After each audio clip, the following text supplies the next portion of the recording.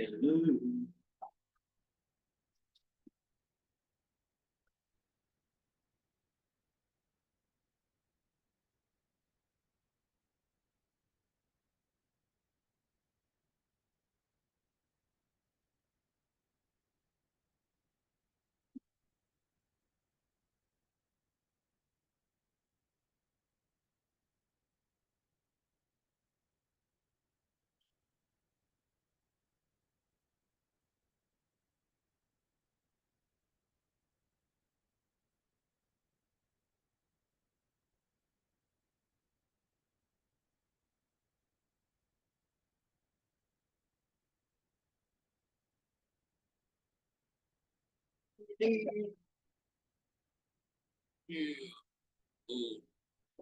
He said, Ron, you hear me? Hey, Shan. Yeah. How are you? I'm good, man. You hear me clearly? Because I don't know if this headset giving trouble. Somebody was telling me it's giving trouble with the mic sometime. Very clearly. Okay. How you going, man? I'm all right. And you? Busy as usual, but trying to clear some stuff up. Grant stuff? No, just usual work. I do the work.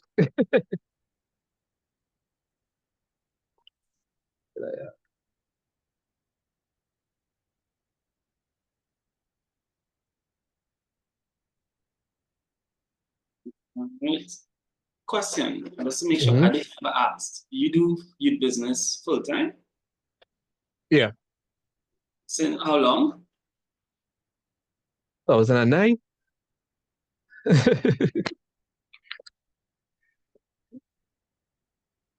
That's really good. Yeah. I think that's good. It's good for people to see because as you know, a lot of NGOs start fizzle and pop. And one challenge is how does it actually work? Right? So to be the opportunity to really ask people how you all work, and I figure people would be interested in hearing. Yeah. I think it's the constant change and evolution. I think that is usually a good thing to have.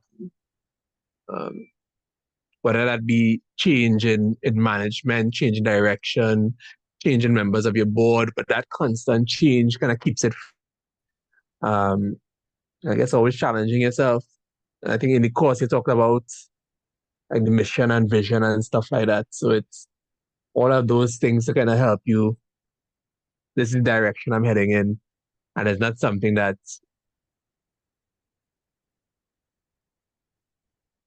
can be solved easily.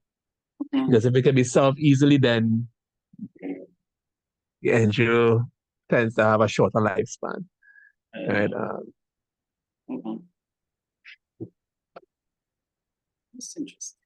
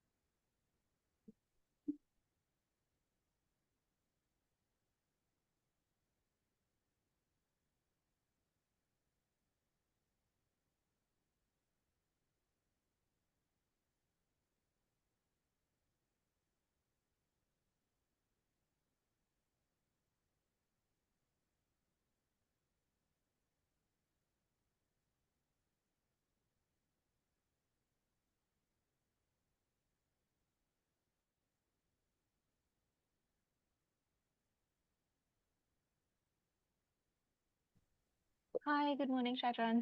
How are you? Morning. This is I'm Basha. good. Okay. I wasn't seeing anybody. Okay, no worries, no worries. How are you this morning? I'm doing okay, just trying to get some of this technical stuff happening. I'm typically pretty quiet on these things, running all the technical stuff in the background, answering any questions that pop up that Shab might have. So you might hear from me too much. I might mute my audio just now. The technical people just need to stop and sorry, I don't know what they're doing. Stop. Stop.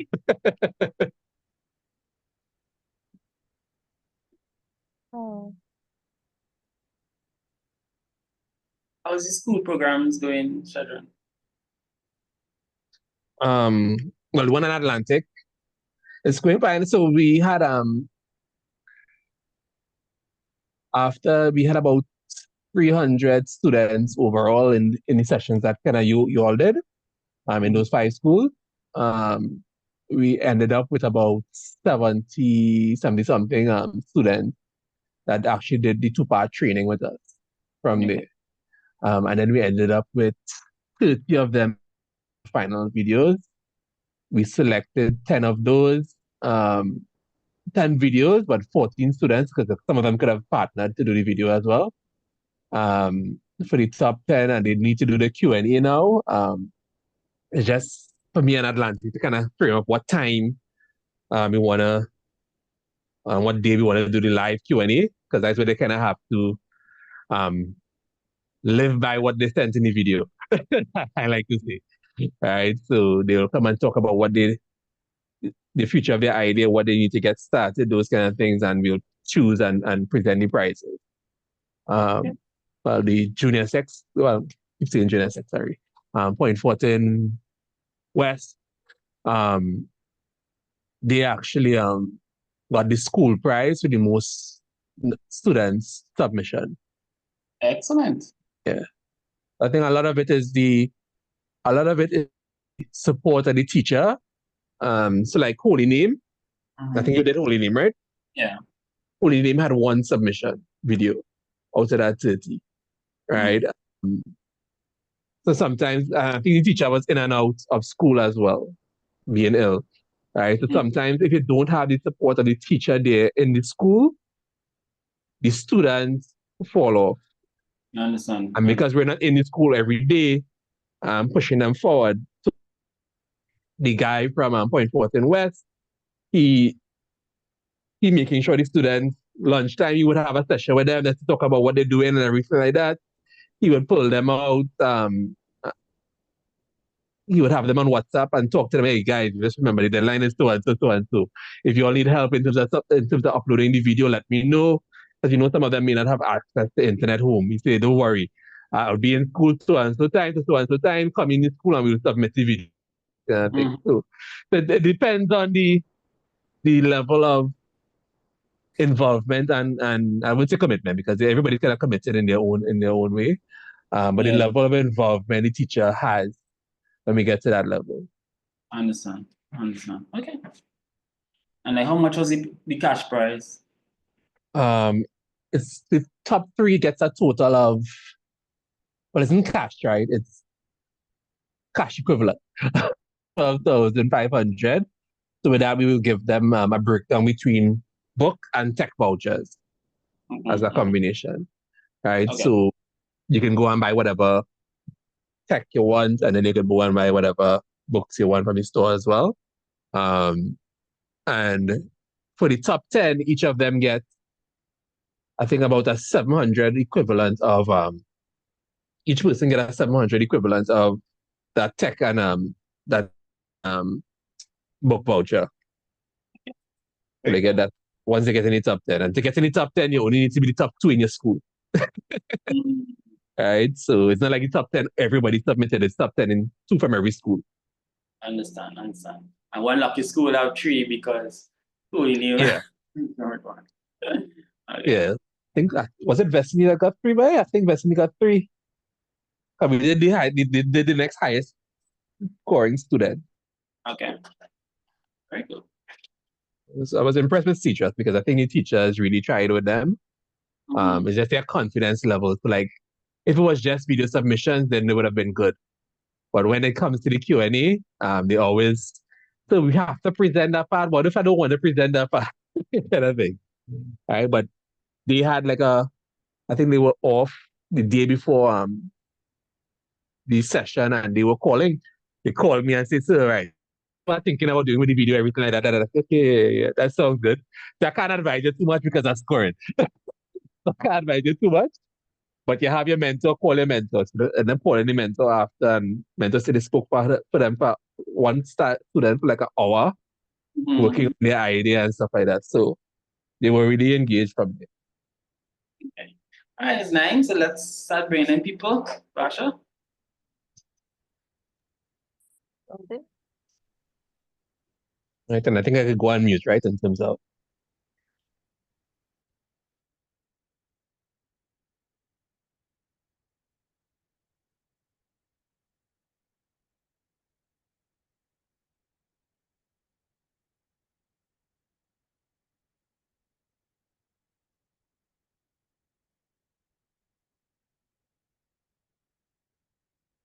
Good morning, everybody. Good morning. As normal, could you please in the chat write in your business and where you're from, just so we can see everybody.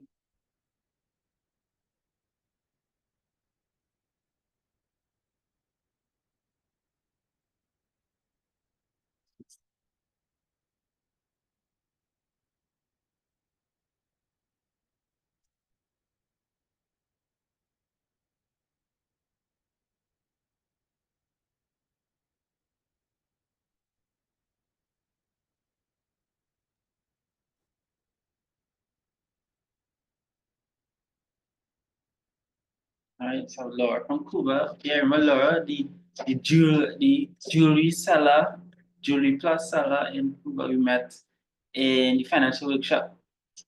Yeah, Diane. Yes. Good to see you guys again.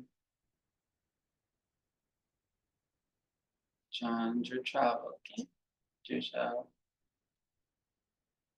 Christopher from Hello Universe. Leadership and people skills coaching, right? In Cuba here. Okay, I'm also in Cuba.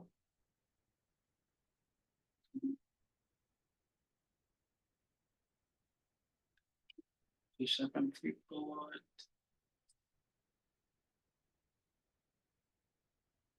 And Marina from Management Consultancy, MTA Management Consultancy Advisory Service from San Fernando.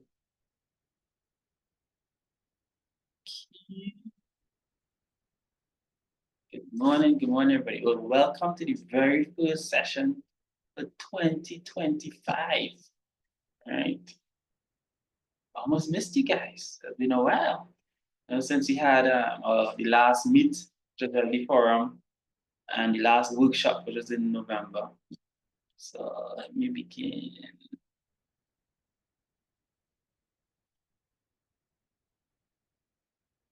Right, I'm going to share my screen.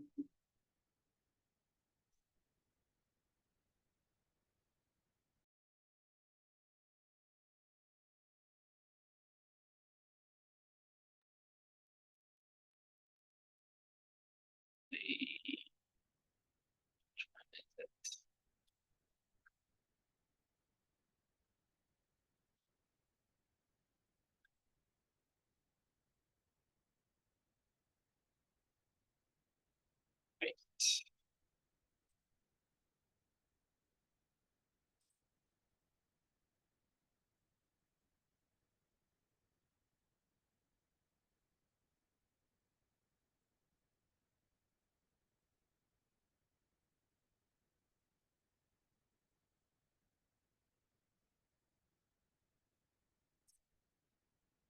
All right, Tina again. Are you guys seeing my screen? Yes, I can tell. All right. Guys, welcome to Entrepreneurship Hub. We have a session, our small business workshop series, right? Brought to you with the assistance of the US Embassy, right? So we are here in Port of Spain. So let's go. All right, so you're going to find out more about us at ehubtt.org. right? So you could take that link where there are lots of information, all right, about resources that you could find in Trinidad and Tobago and information about our next workshops and what we have done. Right, so a little bit background of the Ehub. Right, Ehub was launched in July 2020. It was an initiative, a collaboration between US Embassy and us. And then our key things that we care about is collaboration, consensus building, best business practices, the ease of doing business, and the entrepreneurial stakeholders in the region. Right, so it's an example of what we want to do or want to be able to do. We want to see, well, the hub, over 1,000 members strong, supported by the embassy, local, regional, foreign chambers of commerce, regional corporations, collaborated to solve some issue. The example here is one to make sure that access to banking and finance is as least restrictive as possible. Right? Cute, so you'll get an idea of what we could do together. Right? And I must say, all of these things in bold, we have already achieved. You have achieved over 1,000 members. We have collaborated all of these folks. So we are going well. We just have to make sure to solve the issues now in terms of access to banking and finance, the least restrictive as possible. So our goals are to leverage local and foreign resources to solve the problems of micro-entrepreneurs. Work alongside key stakeholders in the entrepreneurial landscape to encourage collaboration and help entrepreneurs better understand the resources available to them and foster collaboration amongst entrepreneurs. Right, some of the resources we have met so far. All right. Regional corporation, chamber of commerce, embassy, Fulbright scholars, that people come away to study or come from America to study here. The diaspora, mental wellness experts, expertise, NEDCO, AmCham, banks, and entrepreneurs. I am pretty certain I'm missing some people, but we learned that a lot of people care about entrepreneurs. So we have to kind of pull on those folks. YBTT, met YBTTC. The list is not yet complete, but we will get there. Some of the cool things we did: mapping the social entrepreneurial landscape, Academy of Women Entrepreneurs. I'm sure there are some of you in here. Financial Literacy Workshop last year in Siparia and Cuba. It looked like this. Is where we had the bankers come and talk about why you're unable to open bank accounts or get loans. So that's why that's a very good session that we enjoyed. Export readiness for folks. It was good for folks thinking about exporting. And it was good to know that everybody should be thinking about exporting. Cool, the Entrepreneurship Forum last year was really good. We kind of pulled all together a lot of stakeholders to come in one space, the media entrepreneurs learn about them, and they learned about how we felt about their services and the ecosystem. Right, and now the Small Business Workshop Series, which is this series that we're doing right now. And we have a very, very excellent session and an excellent resource that we are going to call upon. Oh, but before that, just remember, go on the website and sign up, right? Because we need your voice to be counted with ours. We need to be able to say, hey, we have 1,000, 2,000, 10,000 entrepreneurs that all agree that this is a challenge. And because, not because Shem sees an issue, but because all of us sees an issue, let's pool the attention and efforts of everyone to focus on this issue. All right, so on to our very special session today, which is creating and maintaining social enterprises. Right, we have an excellent presenter and resource in youth business, Trinidad and Tobago, and Shedron Collins. Certain some of you may have seen him, heard him or taking advantage of some of the resources or help that he and the YBTT have delivered over the 2009 that they're in existence. 16, 17 years in existence. So the format would be you would have like an online session, right? And then we will call in Shedron to say a few words on what we listened about. Before that, Shedron, do you want to say any words? Yeah, we've been in existence since 2000, Chef. Yeah. I just been at the head since then. So that's like you had a difference in time. But yeah, I think thanks folks for joining, and yeah, I really went through the content already. So it's a good start for anybody um thinking about, anybody implementing already, anybody deep into a social enterprise. That's the kind of good build a good foundation from there. Lovely, lovely. All right, so digging in. So right now, guys, there's this course or resource made available from a program that was I had the pleasure of attending, Youth Leaders of America's Initiative, YLI, and they put together these online courses, right? So if you go to this link, and of course, you'll see this link in you're gonna ask, could you please share the link with me? And I would say, go to the website, it's already there. So this is the link. You go to this link and you're going to see online courses and lots of cool stuff, right?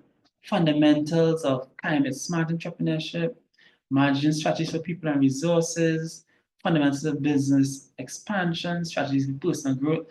They really, really put a lot of effort into getting experts, the best experts they can find their hands on, and putting together these list of videos so that we could go and be like, okay, learn and appreciate it.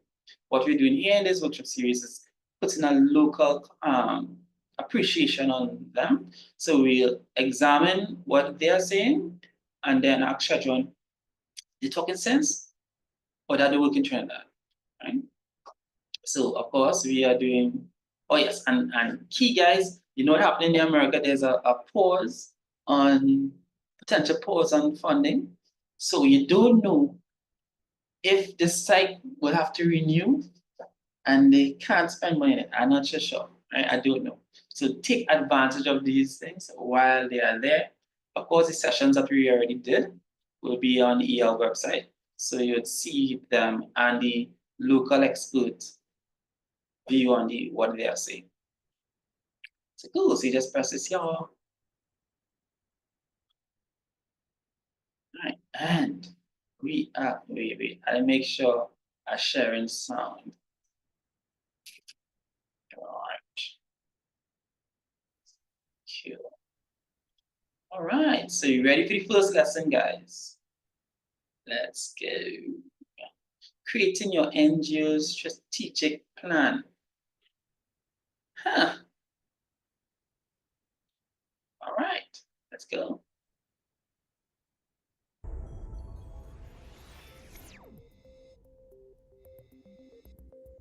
Strategic planning. In this lesson, you'll understand what strategic planning and a strategic plan is, become familiar with different ways to carry out strategic planning, and learn some of the benefits and challenges of strategic planning. People start NGOs when they have an idea about how to solve a problem they see in their community. Let's say you started an NGO with a mission of expanding opportunities for girls to further their education. You might start with a program that provides mentoring to girls at one school, and another project that reaches out to parents. Soon, more schools want you to set up mentoring programs, and their girls and their parents want different kinds of training programs. Before you know it, your NGO is trying to be everything to everyone. This is why you need a strategic plan. A strategic plan starts with a clear statement of the NGO's purpose, your mission. It should also include a vision statement that describes how you see the NGO in the future. For example, do we see ourselves with many programs in many different schools? Or do we see ourselves staying focused on a few schools and offering them more? Do we see ourselves creating our own center?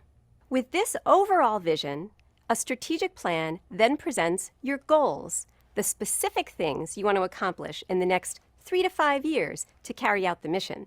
It should include goals for your programs, such as expand our mentoring program to reach girls in 3 new schools, as well as goals for your organizational capacity, such as strengthen our financial management system, expand our volunteer recruitment and training, or increase our fundraising to support new projects.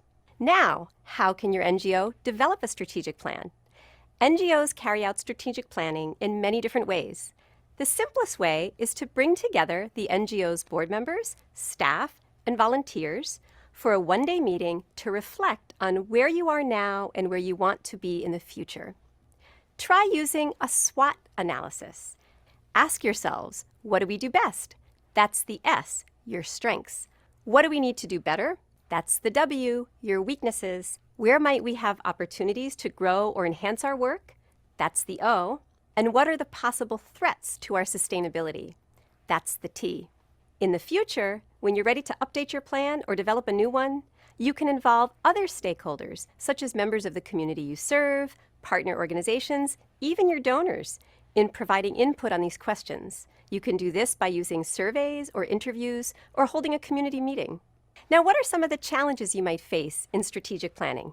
You might lack the technical know-how, how to prepare a good plan. Ask another NGO with experience for some guidance. You might think, we don't have time for all these meetings when we have people who need our help and deadlines to meet. But you'll find that by making the time for people to share their views about the NGO and to come to agreement on its future direction, you'll build greater clarity and unity around where you're going and how you'll get there. Remember, a strategic plan serves as a roadmap, keeping your NGO focused on its mission and priorities. Make sure all staff and volunteers understand the plan and organize their work around it. Before you decide to take on a new project or a new partnership, check with the plan and see if it fits. Involve the board of directors in reviewing the plan once a year to assess progress. Send the final plan to your donors and partners. Present it at a community meeting. Put it on your website if you have one. By sharing your plan with these stakeholders, you inform them about the important work you do and you build their trust and their confidence.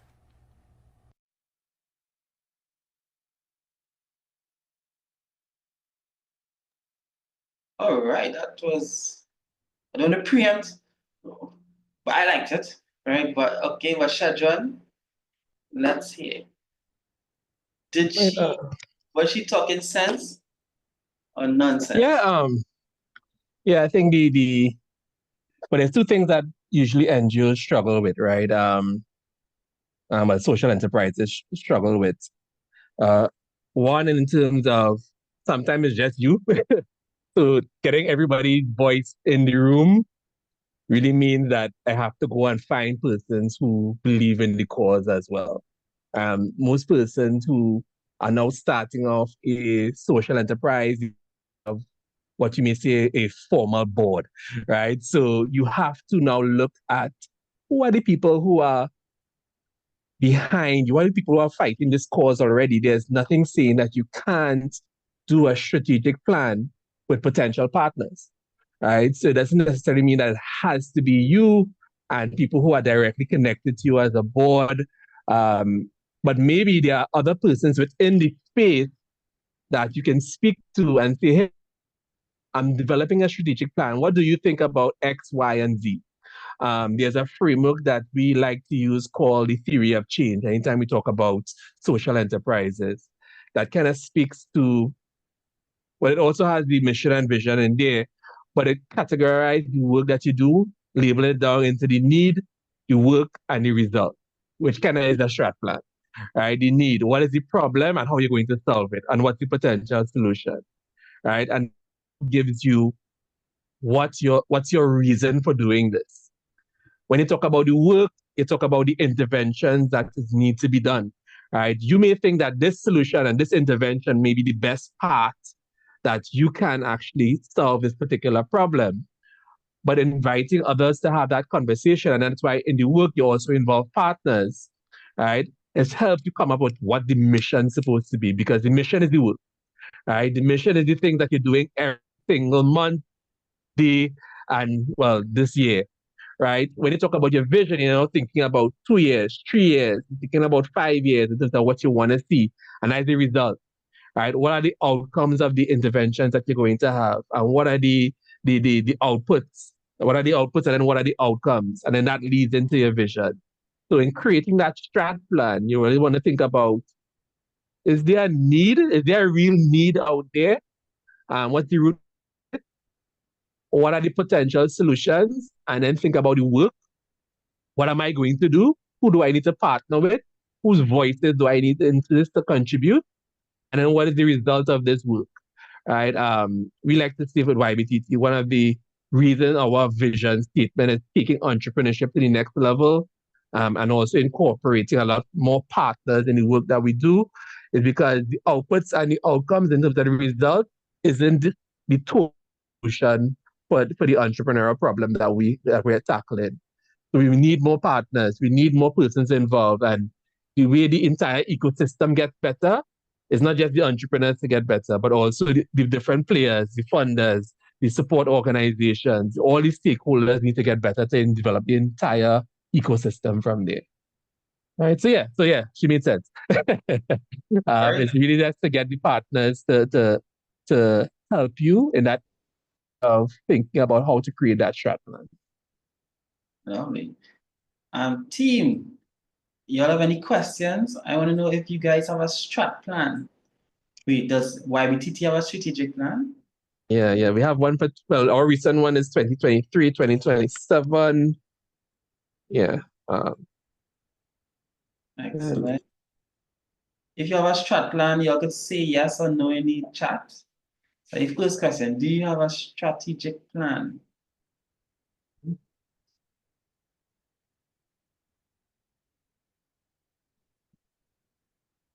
I appreciate the honesty, guys, Mikhail, Ashley, which only means that improvement can happen. So you're doing well. This session is for you. Okay? And I think we have to act that in stages. So some people might have a strat plan in their head and have nothing written down. They know what the future they're trying to get to, but they haven't sitting down and written it down as yet to make it clear.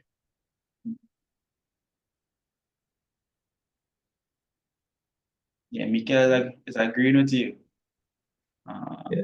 What completed Luke says.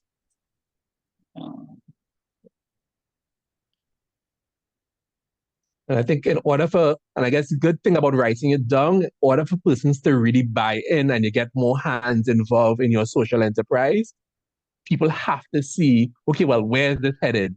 Is there any document you can share with me in terms of what you're trying to do in the next 5 years? In any business, you need a business plan, but you also need a business plan that's a year. A strat plan tells you where you're trying to get into 5 years. If you're really good at it, we're trying to get into 10 years, but the world changes so much, right? So from there. Okay. Very good information, guys. All right, so let's know any questions anyone wants to ask about strategic planning. You can write it down, or you could put on raise your hand, and I would recognize.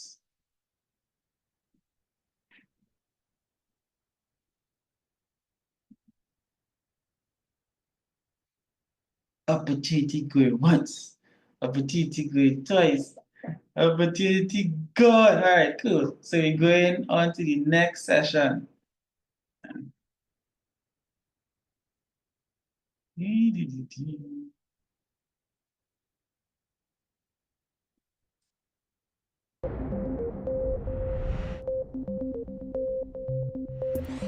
Creating partnerships. In this lesson, you'll understand the benefits of partnerships with other NGOs, government, business, and others. You'll learn the steps for finding and building partnerships, and you'll learn ways to manage those partnerships. As a non-governmental organization, you can't achieve your vision for a better society alone. The community needs are too great, the social problems are too complex, and the resources are too limited. Your NGO needs to work with a broad array of civil society actors, with other NGOs, with government, with universities, with others, to accomplish your goals. In short, you need partners. So what is a partnership? A partnership is when two or more entities come together to accomplish something that neither party can achieve alone. Partners don't have to agree on everything, but they do have to share some common goals and be willing to share the labor, the risks, and then the rewards of working together. There's many different kinds of partnerships. Some are informal and casual. You can talk to each other regularly, share information, ideas, experiences. Then others are more formal and structured. These partnerships often involve two or more NGOs designing and funding and running a project together, and having clear written agreements to do so. So what are the benefits of partnerships? By partnering with others, your NGO can obtain resources such as funding, information, expertise, skills. A partner might provide a new NGO with rent-free space for its activities. You can also build your capacity to develop and manage projects. We all learn by doing, and smaller NGOs often partner with larger ones to gain that experience. Your NGO might be able to expand the reach of its services, its education or advocacy efforts by partnering with an NGO that serves a completely different target population. So, where do you start? If your NGO is reaching out to find new partners, here's a few things you can do. Create a map of all the other civil society entities that are working in your community or working on your issues. Based on what you know about them, is there a fit with your vision? What could you offer them? And what could you gain from a relationship with them? Then get to know potential partners. Ask for an informational meeting to share ideas, learn about each other's work. Invite them to your events, attend their events. Begin to share information about activities, conferences, training opportunities, even fundraising ideas. Explore opportunities for collaboration. If you get to know another NGO that does similar work, you could offer them your training curriculum or other materials. You could bring your staff together to train each other and share their skills. Once you gain some experience working with each other and building trust, then you might consider developing a more formal partnership, such as a project that you develop and raise funds for and manage jointly. It's good to start with something easy. Work together to co-sponsor a community meeting or some other event that benefits everyone. Afterwards, you can assess what worked well, what didn't work so well, how did we each benefit, and do we want to keep working together? Now, what are some of the challenges that you might face? When you're just starting out, you need to build relationships. Start with networking. Go to events, see who's there, introduce yourself, and follow up. When you begin to build partnerships, you might face some conflict, some disagreements about goals and priorities and strategies. Some conflict is good. It can lead to better ideas and better plans. But if you feel your potential partner is not being sincere or hiding information, you should stop right there. All successful partnerships are built on a foundation of honesty and transparency. When developing a collaborative project, begin by establishing some ground rules. Agree on what, when, and how you'll communicate, what you'll do if you disagree. Partnerships take time and energy. Don't enter into more partnerships than you can manage. Be clear on your priorities. Sometimes you might need to say no if it's more than you can cope with at one time.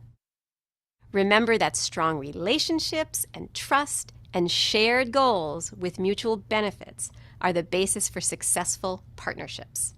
Regardless of where your NGO is in its life cycle, if you're just starting up or you're well established, you still need to invest time and energy into building relationships with other NGOs and government and universities and others. Those relationships will change over time, but they're always critical to your NGO's sustainability. So working together in collaborative partnerships can be a positive experience for everyone and bring about good work and good results for your NGO and for your community.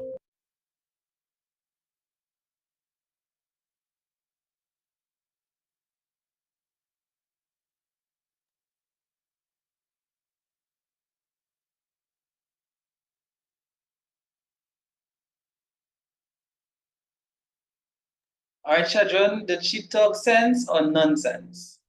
Yeah, I think I talked about partnership in the last phase as well, right? I think I'm also a Rotarian, so we have a four-way test, and in the four-way test, they speak about, is it the truth and is it fair to all concerned? And I think when going into a partnership, each partner have to be comfortable with not just talking about their strength, but also talking about weaknesses, right? The only way to get better is by us combining our strengths and fixing each other's weaknesses, right? And I think as a partner going into as a startup, as a social enterprise, you have to be truthful in terms of how you're going in, but you also have to go in with the mindset of, hey, how is this going to benefit us both? I know in the partnership, she kind of spoke about just working together on a project for funding, but partnerships can take any form, right? I know she spoke about training capacity, about what you're doing, sharing volunteers, because we have the kind of same problem that we're solving. We just have different interventions that we're queuing up from there. And well, we're also the shameless plug. We're also the host for Global Entrepreneurship Week, which is us just reaching out. The goal behind that is pushing partnerships, right? Persons to events and activities. This year, I think we had 47. Don't quote me, nobody go and check the website. 47 partners for this year in Global Entrepreneurship Week in Trinidad. And that shows the power of persons just wanting to go together to solve, not even solve entrepreneurship, but even make an intervention, a dent into entrepreneurship by showing there. For us, it's not really about us. So we host Global Entrepreneurship Week on a different page, right? Not even the white page. It should be shared there as well, but we host it on a different Global Entrepreneurship Week page because we really want the partners to stand in front there. So yeah, so there's that African proverb. If you want to go fast, you can go alone. But if you want to go further, or as the course focuses on maintain and sustain that social enterprise, we need to go together. And I think that is the key message there. Thank you. Thank you. Any questions, guys? Give me a hand if you have any things. All right. So, how many of us? You can that part definitely need consultation on. How many of us feel like you have partners? I actually have two questions. I don't know how many of us here are social enterprises, but I mean at the same time, even if you do have a social enterprise, right? It's pretty much good advice for your business. I know all of you here are entrepreneurs or budding, right? And if you don't have a social entrepreneurship or enterprise, you can still guide the business to be that. So I'm going to assume all of us here are social enterprises, and therefore the advice is good for us all. So good. Next question is, how many of us have partners that we feel we can talk to and count on in pursuing what we want to accomplish, in pursuing the work and the results that we need to achieve? Yeah, okay, write in your chat, yes or no.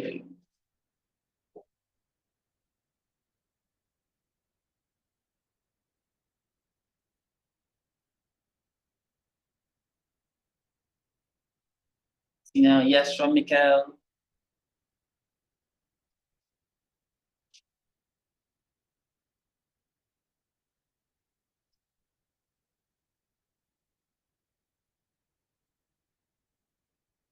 And I don't see many more, so I'm gonna assume it's no for everybody.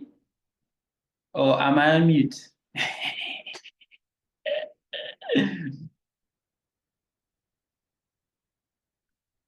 Comment. It was the internet. All right. I'm seeing Luke asking you to repeat. And if they probably didn't hear the question as well. How many of you have partners that you feel you could count on to achieve your goal?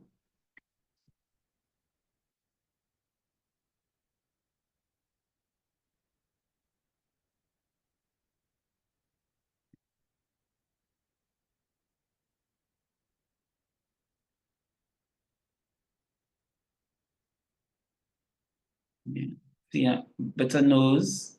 I see Tony Breton saying that kind of, you could collaborate with others, but from time to time, I'm not sure if you could call them partners.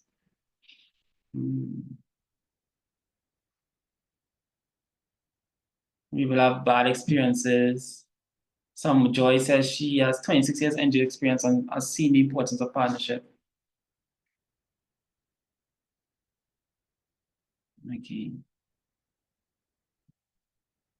And some open for a partner. Okay. See no questions we get to. All right, so 2 interesting questions. Okay. All right. I'll start with Mikhail first. How to strategically use partners to effectively get the end goal? Shedron, can you answer that question by way of example? Yeah, so I think it's what's the end goal? I think for social enterprise, your immediate first few partners are your funding partners, right? Which is like getting the work off the ground. I think for us, it's understanding what is the problem, understanding then that you aren't the be all and end all to that, and then figuring out ways that who can you partner with to either be as an intake to your program, an outtake to your program, who's somebody to help you in the beginning of the intervention. So like for us, we realized that our program really has a ceiling, right? We don't do much funding in terms of lending to entrepreneurs. Why we give you the training, we give you the mentorship, we can give you the support, we can you. But what happens with the funding, and that's where we talk to different partners from there. So whether it's partnering with a credit union, whether it's partnering with NEDCO, whether it's partnering with the Ministry of Youth, whatever organization that can provide funding, that's where the partners come in, and it's a matter of having conversations. I think it's the level of partnerships that you want to start thinking about. It may just be people who are on the same level with you and can give you that. So if you go back to that strategic planning aspect, sometimes the partner is just somebody who is in the same space and can give you an outside voice to the work that you're doing. It doesn't always have to be a big project, right? It can just be a simple task that we're working on. Valentine's Day coming up, and I know a lot of entrepreneurs partner to put together packages, right? Photographers, persons who sell chocolates, and it might just be a project, a small time project from there. But that itself can mean we're partnering, sharing our flyers together, what work that we're doing, sharing the results, and that's partnership. So I think a lot of persons said no in terms of partnerships. You may need to go and think back and say, okay, yeah, these are partners, right? And it's now building strategically, how do I create and build on those relationships so that those partnerships become stronger? Okay. I have a question from Kenneth. I don't know if you touch on it. How does partner funding affect the work you have planned for fiscal year 2025? I guess it depends on if the partner is a funder, right? So I think for anybody who is doing donor engagement or grant writing as a main source of revenue, a big aspect behind that is relationship building and alignment, right? So you have to constantly be on that potential partner's social media, be on their website, looking for ways of alignment, having conversation. The conversation can't always be, so your grants open as yet? Right? The conversation can also be, so what are you all working on right now that YBC could possibly support? Or this organization could possibly support? You have to say, okay, well, how partnership going to be win-win and not just win on your end because you're getting the grant funding, right? So I think it's looking for that two-way and alignment when it comes to partnerships. All right. Let me see if any more questions.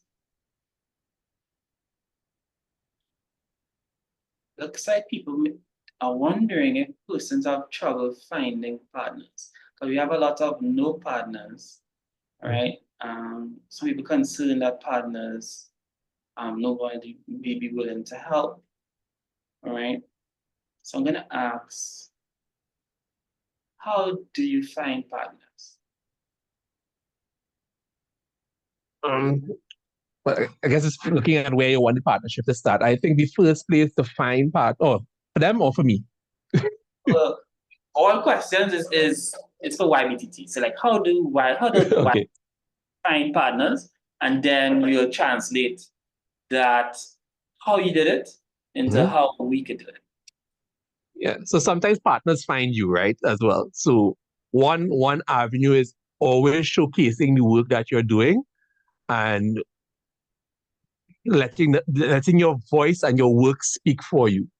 So when it comes to partnerships, people reach out to you, especially at let's say donor funding or grant funding. They're going to go to your website. They're going to go to your social media, right? And sometimes they bunks up. Hey, I didn't realize YBTT does this, and we get a partner from there, right? Sometimes it's putting in the work. Yes, and I'm speaking in terms of loan funding. It's putting in the work of reading the newspapers. It's putting in the work in terms of reading newspapers. It's putting in the work of going to different websites and actively seeking partners. And I think Mikael said networking. There's networking events as well. So make sure that you're in the spaces that have the same voices, right? Yeah. So I used to be a rapper in my lifetime, so the same spaces with the same voices, that rhyme? Yeah, I think. Yeah, so the same spaces with the same voices, attending events, yes. Good ways to be active. Partners aren't going to your doorstep, so chances are you need to be out there and increasing your number of doorsteps, right? The number of ways that partners can reach out to you, starting a MailChimp so that you can reach and share your work that you're doing as well, right? Personality depends, yeah, but sometimes you're partnering for a good.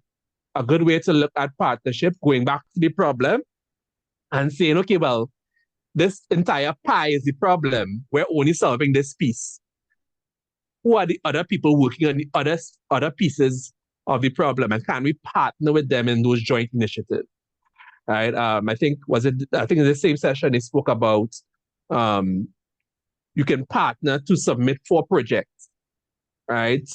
So that's a good way of partnering. Who are the people that you can leverage strengths on to partner as well? So there's many different ways and avenues to do about it, but it comes with time because we talk about trust and we talk about relying on partners and alignment, and that takes time to happen and build. So don't expect that somebody you see online and they're willing to partner with you one time and the partnership would be smooth sailing.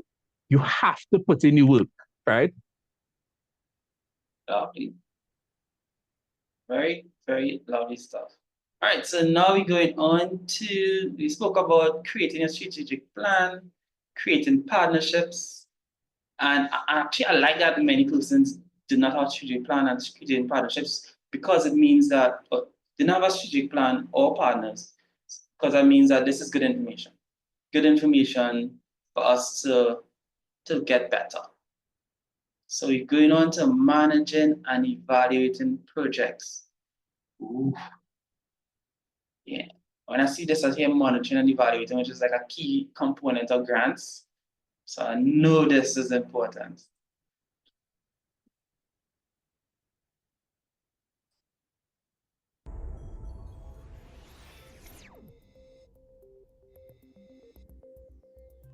Managing and evaluating projects.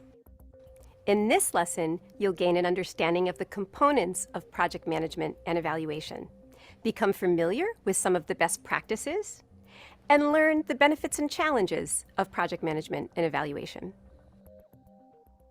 When an NGO develops a new project, such as a youth leadership program or support groups for parents of children with disabilities, it's important to make sure you have a clear plan for how the project will be carried out, managed, and evaluated. When you jump in and start project activities like recruiting the youth or organizing a workshop for parents without a plan, it's more likely that the people involved will become confused about their responsibilities. The key tasks won't get done, deadlines will be missed, and the project won't meet its goals. An NGO's executive director should assign a project manager to each project it takes on. The first responsibility of a project manager is to establish the work plan. Consider, What are the key tasks you need to carry out to accomplish the project's goals? Who has the right skills and available time to carry out the tasks? What resources will they need? What's the timeline for accomplishing the tasks? Who will do what by when? And what resources will be needed? These are the key questions your project work plan needs to answer. A written work plan is a tool for transparency and accountability. Written plans help you organize the work, clarify roles and responsibilities, and ensure that project resources are used in the best way possible to benefit the community. Project managers also need to establish management systems, what you might call standard operating procedures. You need these for how you will train, supervise, and evaluate the performance of project staff, monitor progress in carrying out the work plan, identify challenges or trouble spots so you can fix them, keep accurate records of what you spend and how you spend it, including money, as well as staff and volunteer time, and review project expenditures against your budget to make sure you're not spending too much or too little. Good project management takes good organizational skills and attention to detail, but equally important is good interpersonal skills. As a project manager, you need to motivate people, build a team that works well together, foster clear communication within your team, promote professionalism and accountability, and appreciate people for their work. Finally, project managers need to make sure that all projects have an evaluation plan, a plan for assessing how well you carried out the project and the project's benefits or results for participants in the community. Before you even begin the project, think through how will we measure the project's intended results? What data do we need to collect and how should we collect it? Who will be responsible? How and when will we review and discuss our findings?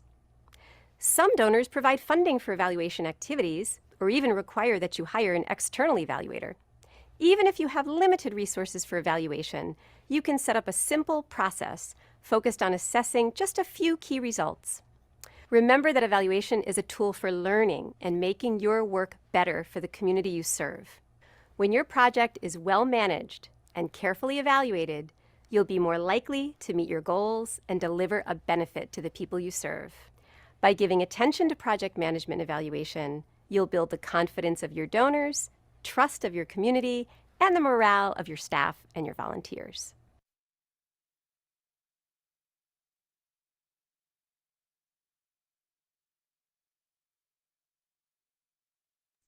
All right. Did she talk sense or not? Yeah, I would say that NGOs, the other word for NGOs is project manager, right?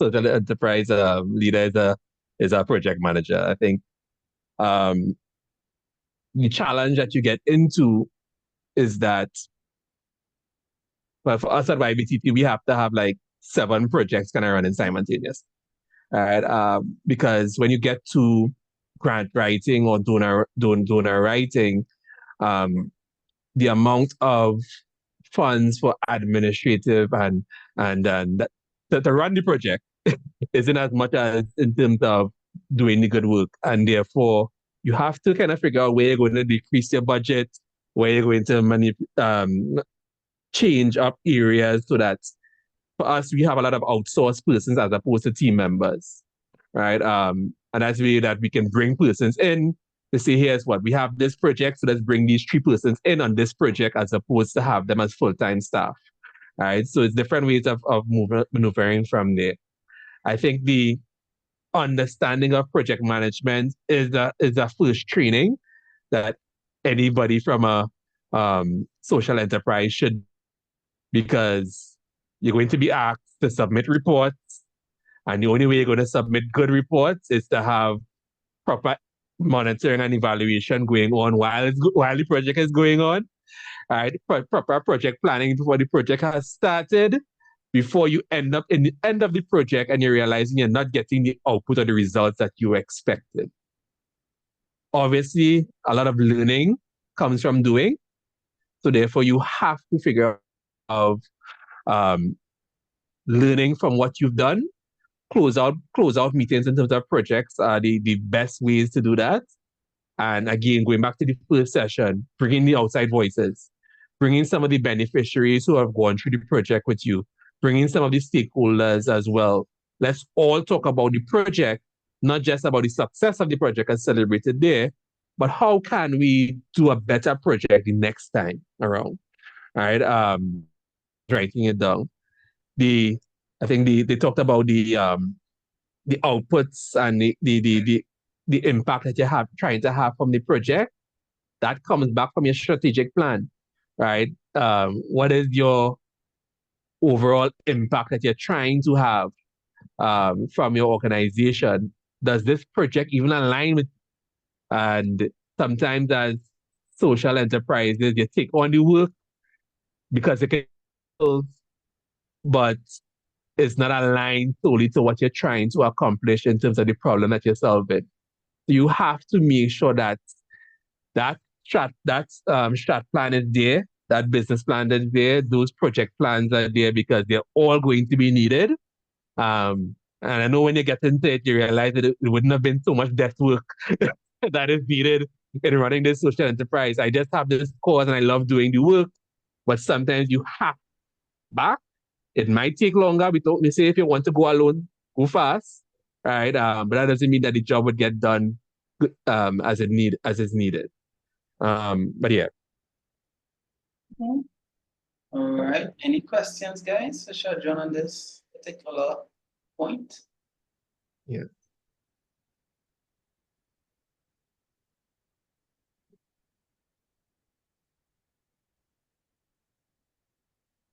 Yeah. Is it that you ever did a grant that did not have monetary evaluation? Did not have a monetary evaluation component? It can be a grant. All grants have that. Right? It can be funding that we receive that we don't necessarily have to do a detailed report, but make it a habit so that even if the donor or the grantor doesn't ask for it, you're still doing it, right? Because you're not just doing the M&E, the report, you're doing the M&E to have a better organization and a better project. I think that is those eyes you need to kind of see it as, right? Not, well, I'm just doing this so I can submit this so that will give me money next time, right? You're really doing this so that, hey, I'm executing this the way I want to do it. You're doing a quality check. It's like having a manufacturing business, right? You're not going to watch, well, putting the raw materials, come back 10 hours, okay, did the cake bake? Or did the soft drink bottle, right? You're going to monitor it all the way through. And it's the same thing with projects or social enterprises. You want to monitor it all the way through and you want to evaluate to even learn from that aspect. So while they have monetary evaluation there, the last part is that learning. So monitor, evaluate, and learn in terms of the MEL from there. So yeah, so even if it's not there, do it. That's my advice. No problem. I have a question from Tony Reed. And are there any introductory PM courses, project management courses that you recommend? And I mean, you can start off with this course first. If it's nice, do it twice. I usually would have looked at HP Live. Sometimes free is fine, but there's also a lot of courses that are cheaper, right? So I did the LinkedIn project management course. I found that was excellent. It takes you straight down, and I think LinkedIn, you can just pay for a 1 month premium and make sure you complete the course in that 1 month, right? Because then you will have access to the resources.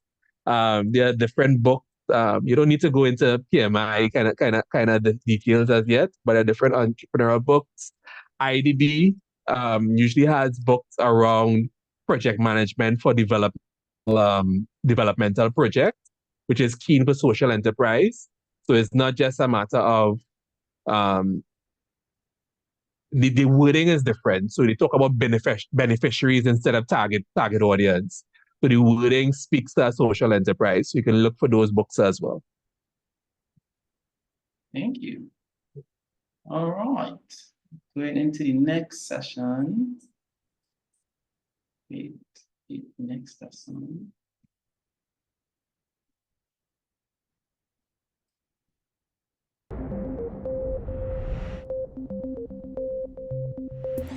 My name is Ome Congo Dibinga, and this is how to effectively advocate for youth. There are 3 objectives for this lesson. Identify specific challenges facing youth in your community, strategically target influencers who can affect change, and launch a campaign that will bring you the support that you need. Effectively advocating for youth requires a 100% commitment from your team. Too often, youth communities are underserved because there's no one representing their voice. There are 3 objectives for this lesson. Step 1, identify specific challenges facing youth in your community. One challenge that advocates for youth often face is that they can be too generic with their mission. Leaders may make such comments as, "I want to save the youth of my country," or "I want to get jobs for the youth of my community." Words like this will gain support from no one, especially funders for your potential project. Your team must identify specific challenges facing specific members of your community. All youth communities are dealing with different challenges and need different solutions. The more specific you are with your language, the more likely you will be to garner support from specific groups.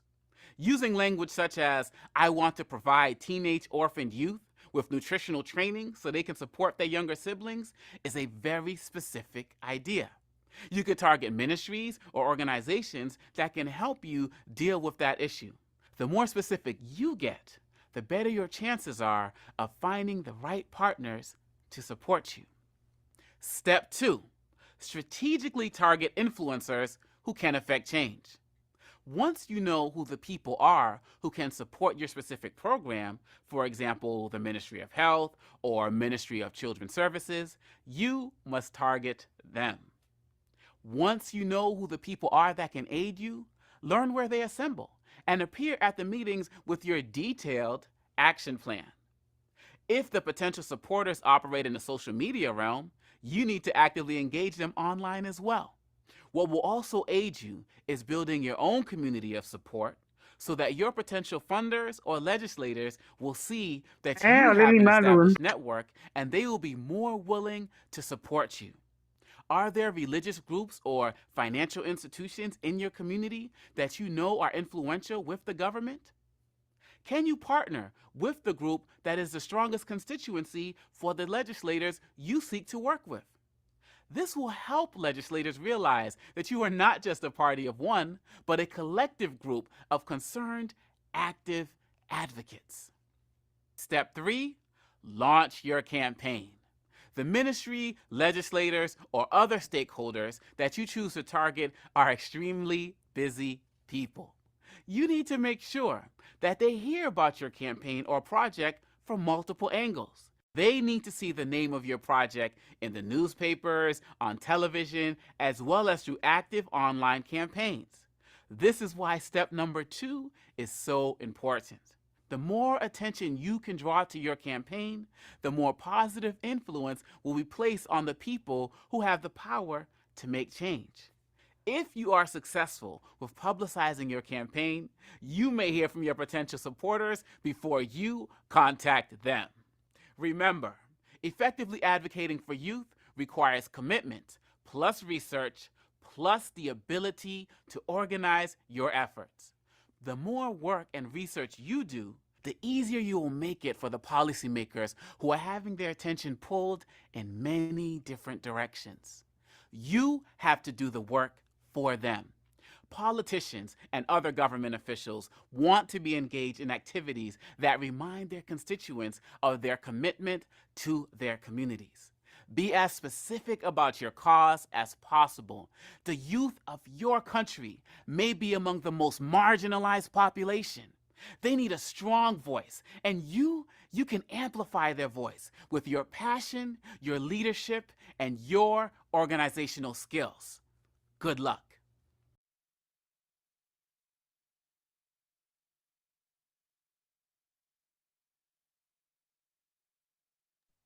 Nice, very passionate lesson there, Shedron. What stood out to you? What you want to add, and what you want to, and if anything you need to take away?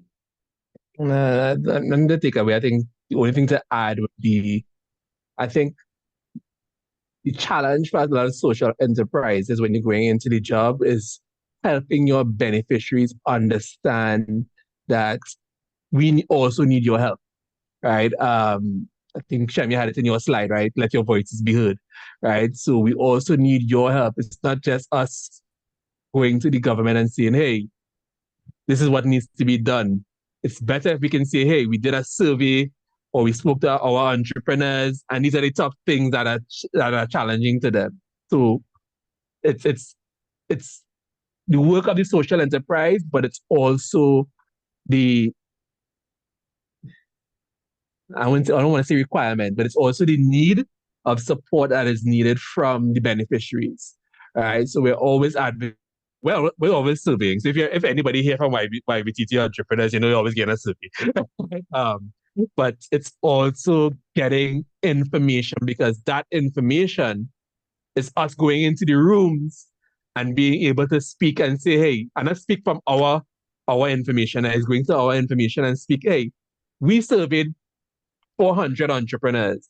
And these are the top challenges that they're having, and this is why it's happening. Right. So sometimes we in government a lot of consultations as well, but sometimes when we pull focus groups right after a session, we do surveys right after, we do phone calls and follow up. That's us getting the information so that we can go into the room and speak not just from our voice, but speak from a collective voice. So I mean, we talked about from strategic planning to partnership, right? But this advocate, and this is just general advocating, right? But advocating for youth more specifically requires young persons to not just be on the sidelines, but also utilize the resources that are available to them. We can't have 100 young persons in a room probably talking to a counselor, but we may have an organization of 3 or 4 persons representing that group of 100. But they need the support of that 100 going forward. Right. So, I mean, I'm not putting too much on the social enterprises sometimes because we do a lot of outreach from a social enterprise level, but we also need the support from beneficiaries and young persons. I know if you have a lot of young persons here, I mean, your name doesn't say age here. I don't know if we have a lot of young persons here, but young in heart. But your role as when you're young and you have the energy is to get involved, right? Whether it be that you have a social enterprise or you don't have a social enterprise, get involved in some manner, some way, whether it's through an organization or whether you're starting your own social enterprise, whether you're partnering or volunteering your time to a social enterprise, the call really is to get involved. Okay. And well, sign up for Shem's link that he said earlier. Okay. Seeing some question out.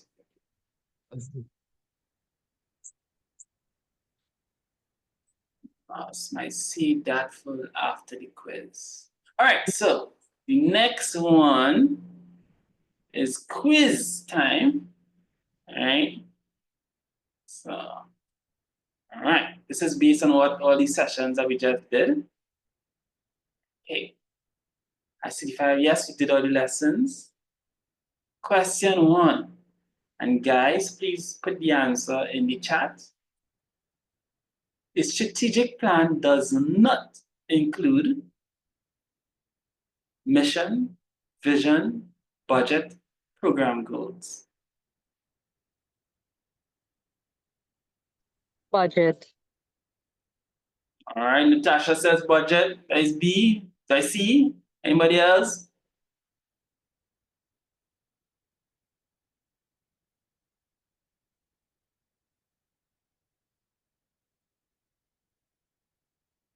Right, the answer in the group. C, C, C, C, C.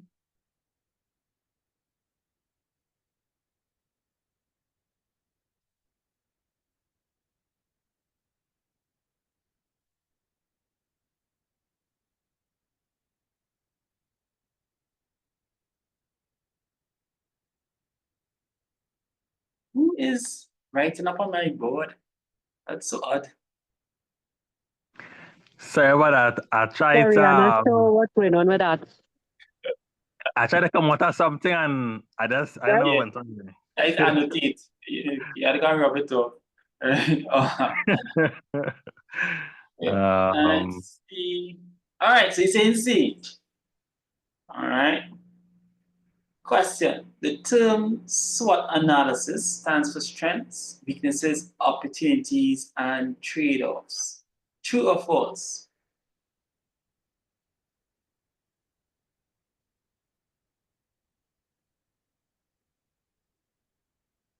False, true, false or false or false? False, false, false, false. False. False. Okay. All right. All right. False. Question. To obtain input for your strategic plan, you can involve other stakeholders by using surveys, interviews, community meetings, all of the above or none of the above? Good. A, B, C, D, or E?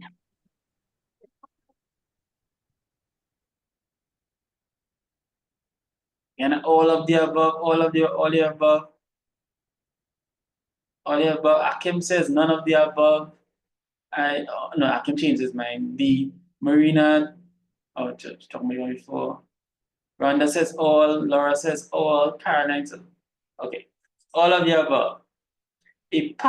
Question 4. A partnership is when two or more entities come together to accomplish something that neither party can achieve alone. True or false? All right, Trina says true, and Lisa says true. Joshua says true. Laura, Akim, Marlin, Robosa, Alicia, Suzanne, Adina, Tanya, Sharon, Shireen, Tennille, all says true. All right, again, it must be true. Question 5. Which of these items is not a benefit of a partnership? Obtaining resources such as funding, information, expertise, and skills. Eliminating competition from other NGOs for monetary grants. Building the capacity to develop and manage projects. Expand the reach of an NGO's services, education, or advocacy efforts. A, B, C, or D? Which one? B, B, B, B, B, B, B, B, B, B, B, B, B. Lots of B's, lots of B's. All right. All right. B. Just as a limited. Okay, that's B. So it was something different. All right. Good, good, good. No problem. I see the N. Oh, I could disable participants annotation in my screen setting. Thank you, somebody. I gotta do for you now. No more annotation.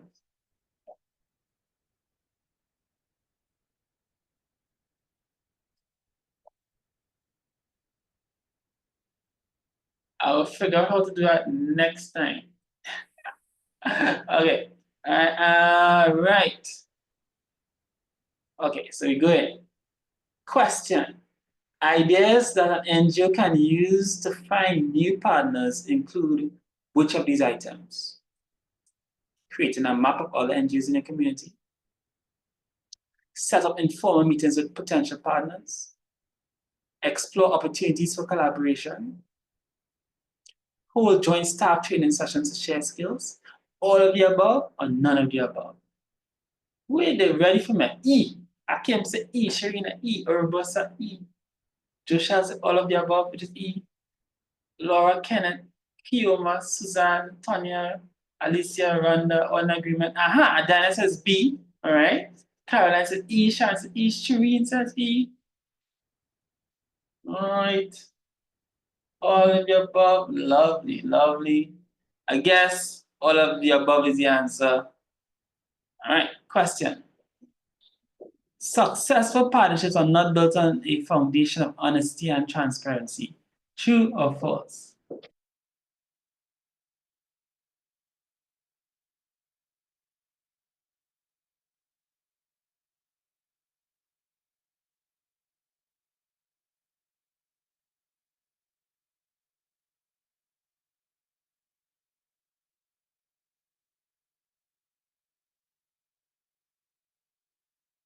Oh, false, false, false, false, false, false, false, false, false. All right. Must be false. Question 8. Which components go into a work plan? Key tasks and timeline. Personnel who can accomplish the key tasks. Resources needed to accomplish the task. All of the above or none of the above? All of the above, all of the above, all of the above, all of the above, all of the above. Gina, all of the above. Marina, all of the above. Rhonda, all of the above. Kioma, all of the above. Reginald, all of the above. Susan, all of the above. All of the above. All of the above. Lovely. Brent, all of the above. Okay, okay. I'll assume you all in agreement. All of the above. Question 9. Question. Which of the following is not an area of project management that an NGO should establish systems or standard operating procedures for? All right. So you shouldn't establish systems or standard operating procedures for training and supervising project staff, monitoring progress and evaluating and carrying out the project work plan, keeping accurate records of what you spend and how you should spend it, identifying challenges so you can fix them, raising money for new projects. All right, Akim says E. Feel like a tough one here.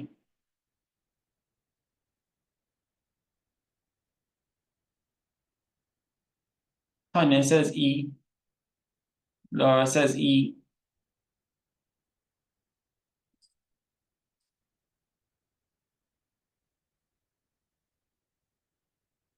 Susan says E. I find the rate of requests of answers coming in slow for this one. Like y'all uncertain. I know that. Like Shireen says E. Sharina says E. All right. We go A. Oh, the A making a comeback. E. All right. All right. So you're going to E. Since most of you all say E, we will see. Humor says D. Just remember, these responses are a reflection on you, not me. All right. Question 10.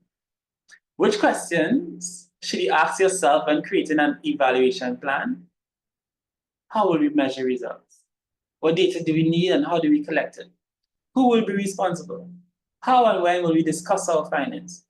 All of the above. What are we saying? A, B, C, D, or E? Okay, Kioma says all. Sharina says all. Marina says all. Rhonda says all. Roberta says all. Karina, Joshua, Susan, Camila, Tanya, Marlon, Christina, all in agreement. Sharon, all. Okay, all. The more specific one is in identifying the challenges and solutions facing youth in the community, the more likely that the effort will gain support from potential partners and funders. True or false?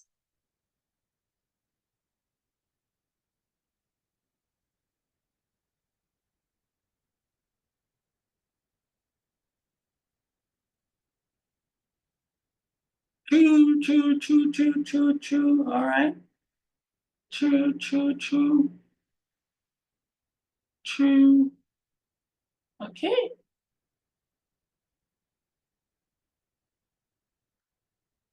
All right, true. Going. Question 12. Building a community of support and partnering with strong constituencies can aid those advocating for youth when seeking support from potential funders, government officials, and legislators. True or false?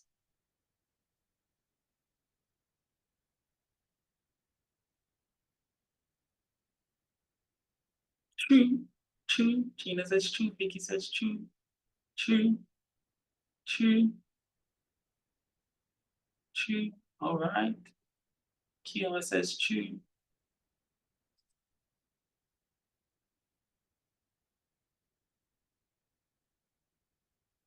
Okay, true.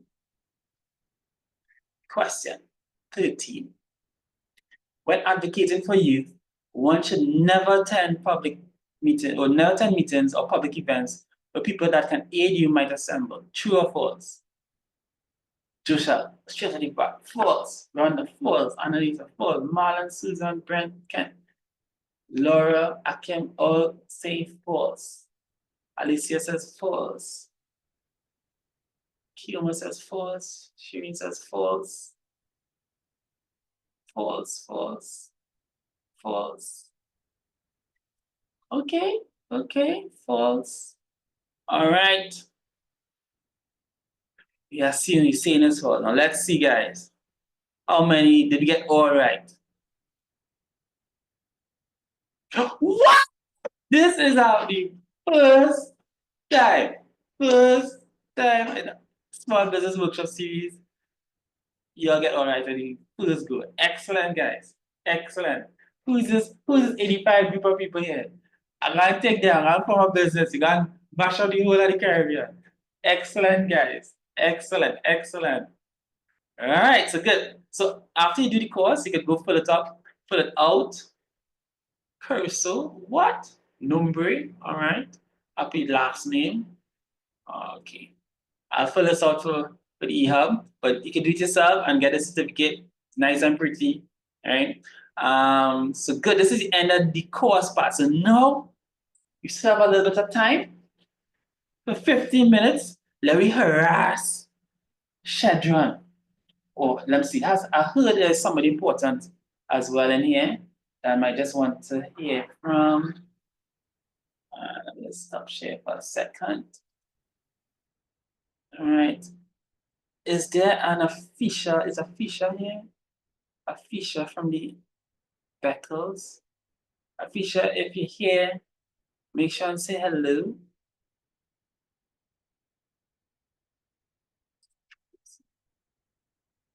Fisher came and left. Okay, Fisher is from the embassy. All right.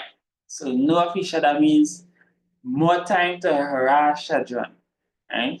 And of course, first question of the bat, right? So you understand who Shedron is? People came late. Shedron is a guy running Youth Business Trinidad and Tobago. Youth Business Trinidad and Tobago has been in existence for 26 years. 25 years. 25 years. 2050. 25 years.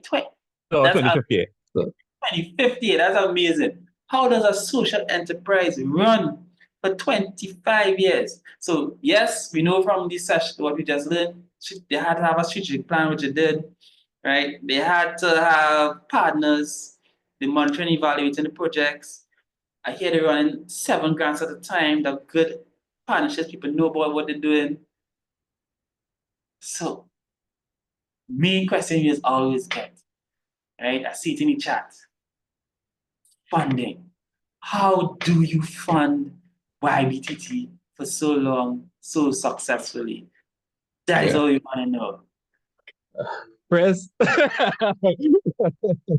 But really, actually, it's going back to building those relationships, right? You also need supporters because a good thing about a social enterprise, when you put persons on your board, think about who you're placing there, not just persons who are strong in terms of this is the cause and they've been doing this cause for a lot, but how network is your board as well, right? Because your network is your net worth, right? You know that saying, right? But it's how networks are you as part of it. There are a lot of NGOs and there's going to be a lot of competition. So in everything you do, remember quality. That's why I spoke about, even if the grant doesn't have an M&E, you make sure you have an M&E, because that's the only way that you're going to get another one. Because most grants, they ask you, what are the past projects that you have done that are related to this particular one, and what is the impact that it has? If you're unable to say that, then chances are it's going to be harder. We are networked, so our local ecosystem network, we're part of Youth Business International, so there's 52 countries. In the Caribbean region here, there's 6. We're launching a 7th one in later on this year, right? So when we did projects, especially our larger projects, it was 3, 4 of us combining together, right? That Captain Planet saying, with your powers combined, right? We have to see how we can work together because that's where you get a larger impact. And with a larger impact, you can access a larger pool of funding. You have to be able to show your work and what you're doing. Remember, I talked about that theory of change. Get familiar with doing it because it shows in any proposal that you're writing how the work that you're doing is going to align to the impact around the problem. So have it as a document that it's on your wall. Like anytime you're writing a proposal, you can refer to it and say what we're supposed to be doing again, right? As much as possible, you may not be always able to do 100% projects that are only aligned to your mission. Sometimes you may have to do side projects, keep it to as max as more than 15 to 20% of your resources that are solely revenue generating, right? So sometimes you have to make up the shortfall some other ways. What we've done in the past as well, it's difficult, especially from a social enterprise standpoint. We can have a free workshop. We have 150 persons attend that free workshop. If we're charging $100 for that same workshop, we may have 5, right? So it's difficult to incorporate revenue model outside of donor and grant. So you first have to get good at that. Once you're getting good at that and you're stable, make sure you hire the resources to come to even get better, do the capacity building to get better at that. While that is there, then you can start building out that other source of revenue model from there. What are the things that we can incorporate in terms of for sale or services that we can do to generate that income? All right, so that speaks to the funding part. Your alignment to your goals and your organization's mission and vision can pivot and change, right? I know this is how we started and we're going to be this forever, but we've changed our mission. We've changed our purpose statement. We just recently changed it to include that sustainability factor that we want to have an impact around, not just entrepreneurship, but how do we create a sustainable future for all, right? And that's what we want to get into. Be on top of global trends, research, and then double research again, right? In terms of opportunities, because the opportunities are out there, but you have to be in the room, networking and researching in order for those opportunities to come to you. Yeah. Wow, good info.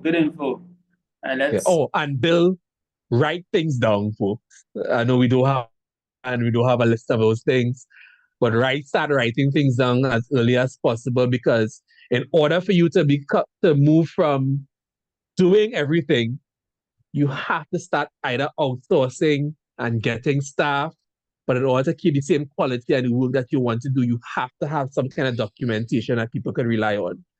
So that's that plan that is here for most persons. Get it in this, right? To get it done. Okay. Good. Let's see, have any questions?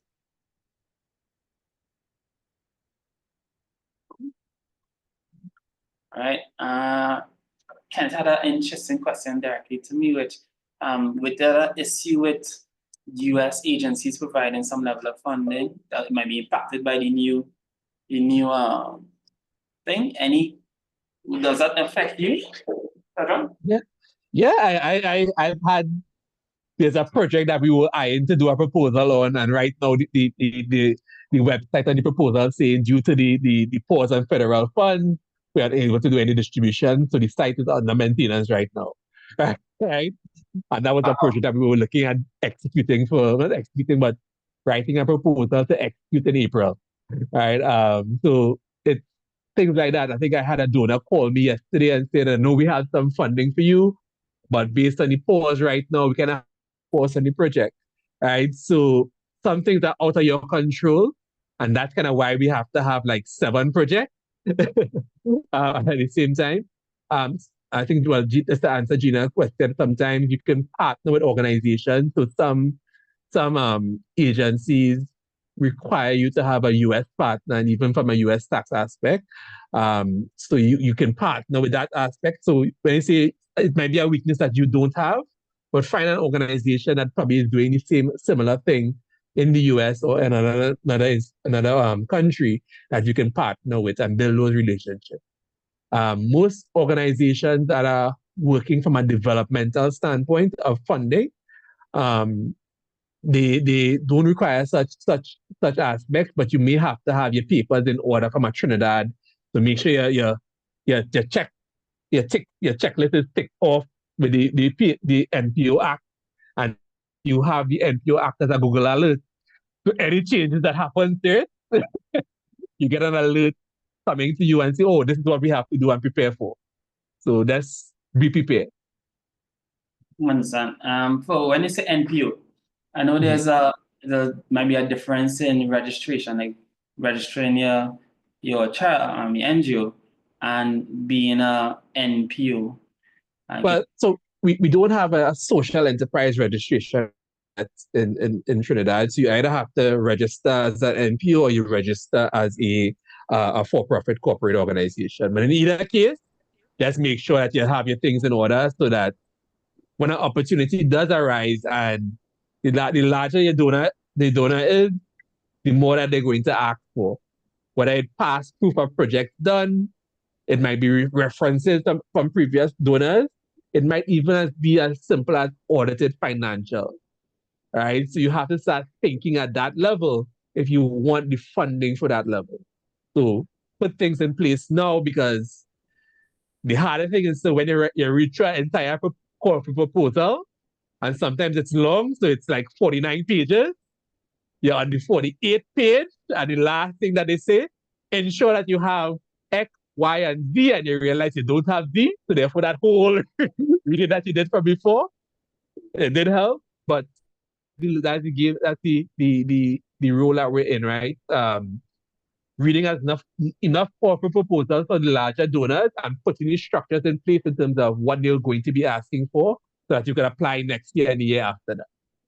Okay. Yeah, you said a word there that kind of is touch close to us entrepreneurs. You said audited financials. That's not just accounting, right? That not just like keeping your annual returns up to date. You said audited financials. So you're saying some of your donors requested audited financials. Yeah, the bigger the donor, right?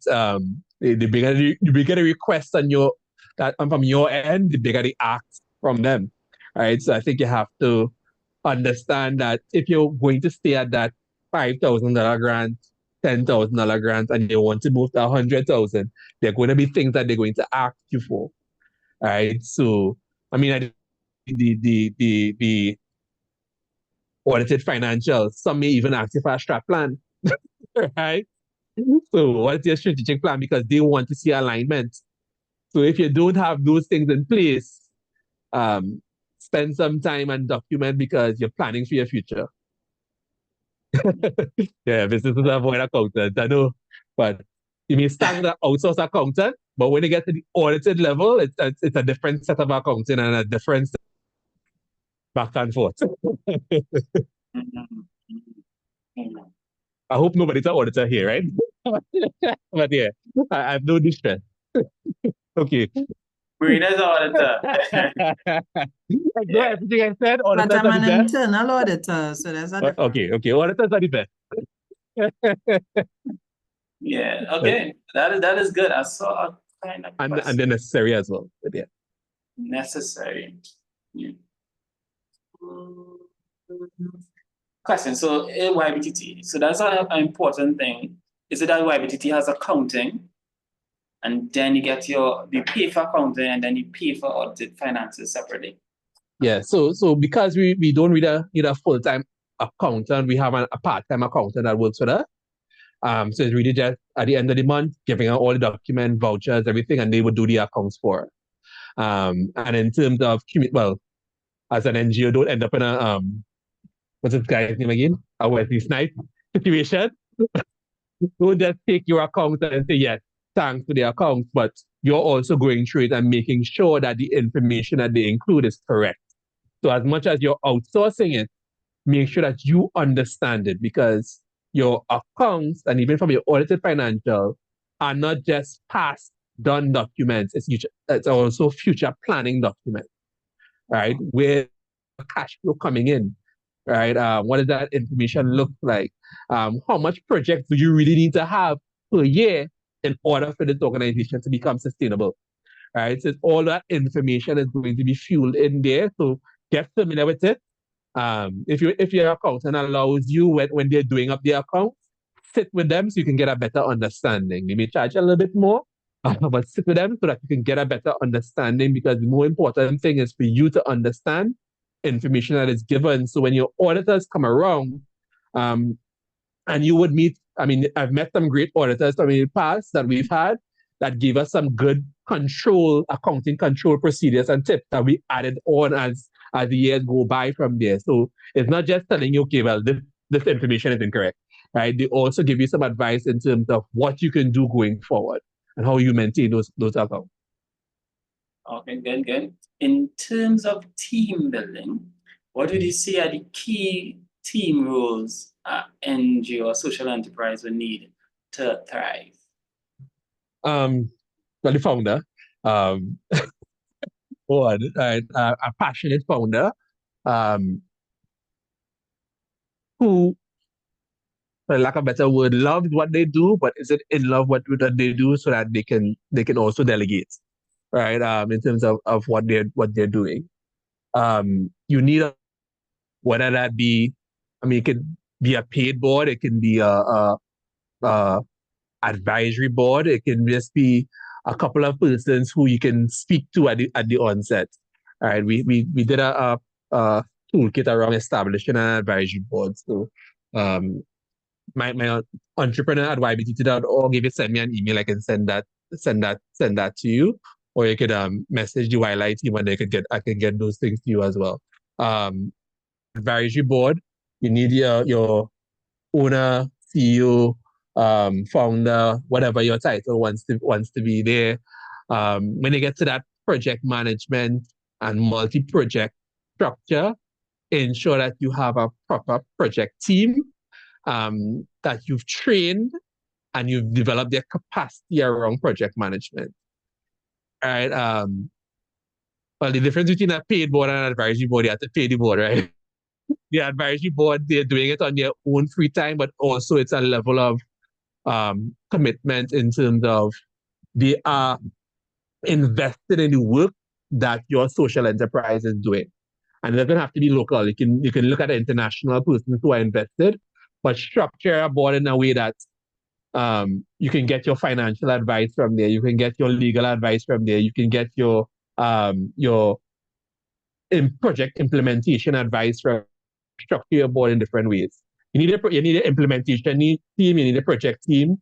Depending on the level of proposal writing that you're doing, you need a proposal writing team. You don't necessarily need to have somebody full-time, but if that's your main revenue source, you may want to include that as a potential full-time position in your strat plan. But you can outsource it. There are a lot of persons who do part-time proposal or grant writing for persons as well. So you can look for those aspects. But those are the main things. You also need volunteers, right? People who are willing to, I like to say, hold a shovel when the garden needs plowing, right? Somebody who's willing to get their hands dirty and not just talk to us, but also get into the work that we're doing.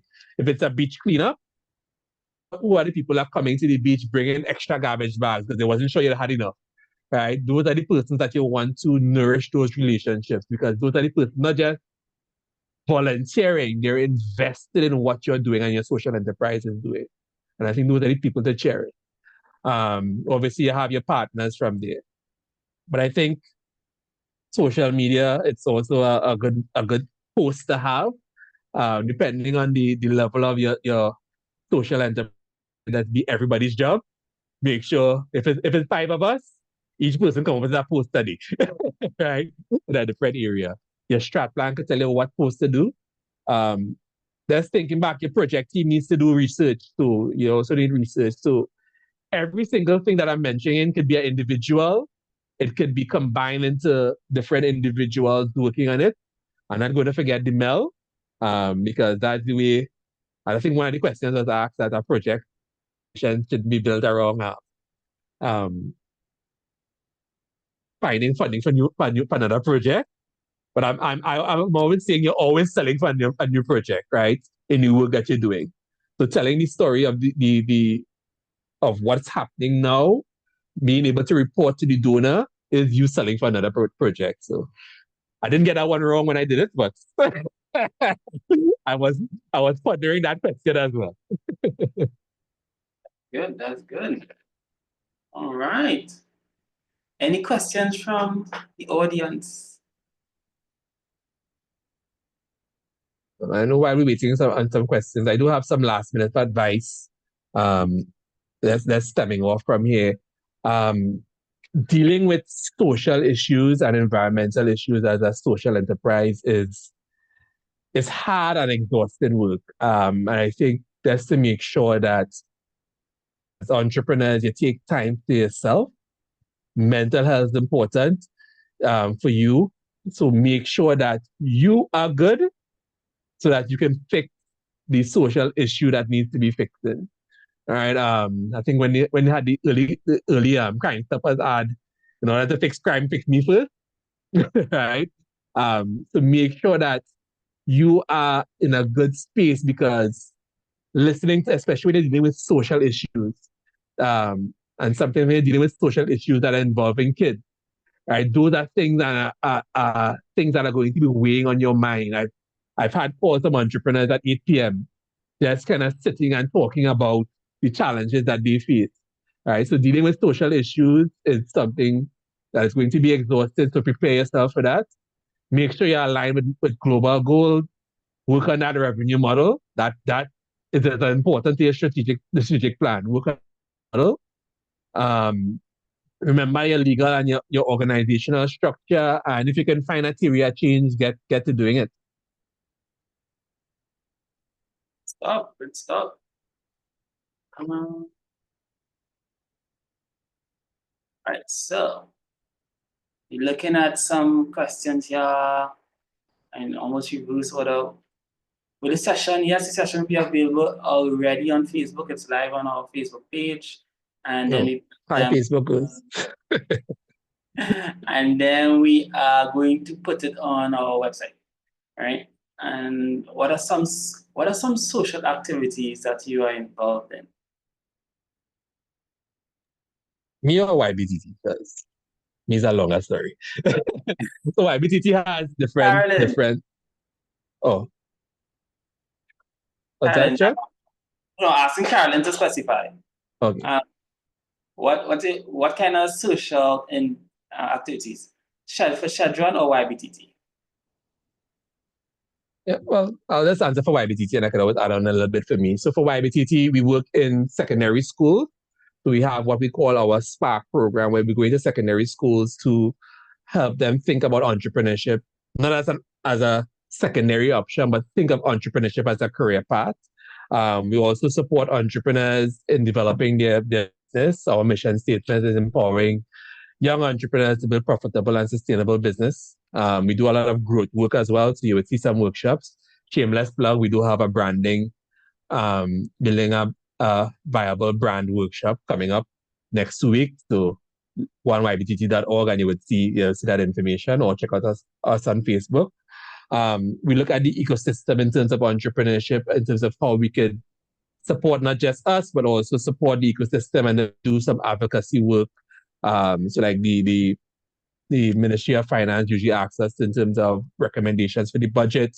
We're speaking to the Ministry of Youth and those aspects in terms of what can happen for entrepreneurs, and where the direction for entrepreneurs needs to go. So a lot of advocacy work is done in those areas. So if anybody from YBTT here, and I see some people there, if you didn't do the survey as yet, just remember the survey. Because I need that information. But yeah. And then for me personally, I'm a Rotarian, so we do a lot of work in the Rotary. I used to be involved as a chess facilitator for free as a volunteer in the chess club, which I think we're going to do some donation to the library around the chess sets and everything as well. So yeah, and then I used to do some work with the Point 14 Corporation as a volunteer as well. Yeah. Good stuff, good stuff. I see a question about, all right, can a NPO currently ongoing registration have fundraising activities? Example, paid online classes. Yeah, there's nothing in the law restricting you from it. I think it's making sure that you can account for money. So that's why accounting is important. Your audited financial is something that you have to submit to maintain your NPO Point 14 loop. Your MPO registration is current and active, right? So submitting your audited financial, and audited financial breaks down in terms of where your sources of funding are coming in. I know we want to say that we want to do some digital fundraising, like a GoFundMe account. And those aspects, the challenges with that is that sometimes people would donate funding and you can't account where the money came from, because you do have a high terrorism act that is accounting with the MPO Act as part of it. So it's all those different things to account for. We have to see some donors ask us in terms of where do our sources of funding come from. And in every project, they're going to ask you about the organization's sustainability away from that grant funding. So it's not just yes, you can do, it's encouraged that you do as well. But while undergoing a registration, you're now building the funding so that you can start doing projects. So there's no problem with that. Good, good. Any more questions? Oh, Ashley says that one of the challenges is marketing. Even something as simple as setting up different social media pages seems a bit challenging. Can you give some advice here, please? Yeah, so it's a device that I'm working on and duplicating myself and my team. But I think you really need to find social media is also something that you with, right? In terms of posting. I'm not a social media titan in terms of loving to post. So sometimes the only post I do is the shared post on my BTT page. Right? So you really need somebody who's loving the work that you're doing and loving the social media. That can be where somebody can volunteer into your organization as well. Right? So somebody who believes in the cause and the work that you're doing and willing to volunteer their time online marketing for you, it's getting there. So I think it's really pushing. One, you have to start it.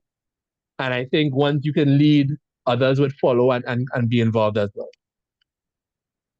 All right. And that note, I would say anybody want to volunteer to help social media marketing, by all means, guys. By all means, we have lots of room for input. Right? I would also add that if you go, I'll just share my screen for another second here. If you go to our website, right, and well, there's the website here, right, and I hit workshop series, and you scroll down, kind of keep the sessions. And in here, you'd see digital marketing for entrepreneurs, right? And this was with Ricola Phillips. She really had some good suggestions if you want to take it a little further, right? So you could, this information is there. Cool. Any other questions? Going once. Antonia Miller said she willing to volunteer. Yes! That we say. All right, good, good. I don't know if she talked about you or me, yeah? So go ahead. Okay. Right. So, would there be a new registration for Academy of Women Entrepreneurs? That depends. We have our plans. So, as Shedron advised, you may have to look at alternative forms of funding, right? For potentially Academy of Women Entrepreneurs, or it may just be deemed that, oh, it's such a wonderful program that the new administration wishes to continue with it. So, but I cannot tell you anything with 100% certainty as yet. Cool. And I think, guys, that is it. All right. So it's been great. Y'all have been a captive audience. All right. Oh, look, Shedron put his information. All right. So I'll give you a second to take that, copy it down. Make it always ask in chat as well. All right. Oh, I just shared it in the WhatsApp group. Yeah.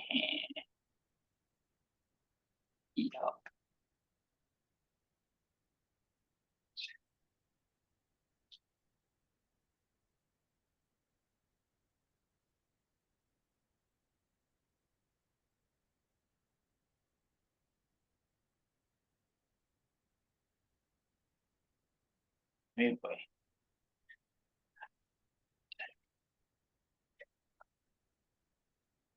I can only tell you the challenges I see right now, guys. My wife took over my computer. So what I thought was my WhatsApp, it's actually my wife's WhatsApp. I can't even access the Ehub group thing, so they're gonna send to me. All right. Oh, thanks you, Shade. Thank you. Can we add it to the WhatsApp group? Of course, we sent out that link. I would have got the link for you, but my wife has taken over my computer, and that WhatsApp. Basha has put in the link there, right? I'll give you one thing where I'm eternally grateful for YBTT, which is my wife was part of the YBTT group, and because my wife was part of that group, somebody in the YBTT group had the opportunity to share the opportunity in the YBTT group, which was for YLI, and I took up the opportunity and I was able to go away and learn about entrepreneurship and form the relationship with the embassy. Because of the relationship with the embassy, when they wanted to form a hub, they asked persons in the alumni who wanted to be part of it. And that was how the hub and all of this started. So it's those little seeds of change that happened. This would have been over 7 years ago, almost 7 years ago, right? That make things change slowly but surely. Right? So be part of that group. Right? All right. And guys, that is it. Thank you. Thank you, everybody. Thank you, Shedron. As always, your input has been excellent. I've learned so much. And Right, guys, thanks for having me. Ehub and all of us be much better. All right, guys. Bye.